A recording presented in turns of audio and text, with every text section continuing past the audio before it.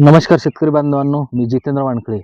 तर आज मी आलेलो आहोत पिंपळा गावमध्ये, तालुका तुळजापूर, जिल्हा उस्मानाबाद, जिल्हा धाराशिव. तर आता या शेतामध्ये, शिंदे सरांच्या शेतामध्ये आज 100 झाडाची लागवड आपण करत आहोत. सकाळी 5:45 वाजता पोहोचलो आपण. आता 6 वाजता, 6:30 वाजता आपण लागवड करत आहोत. तर यांचा हा फक्त डेमो प्लॉट आहे 100 झाडांचा.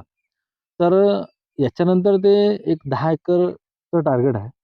पण गरजेचं हे नाही आपल्याला, की टार्गेट किती मोठं आहे.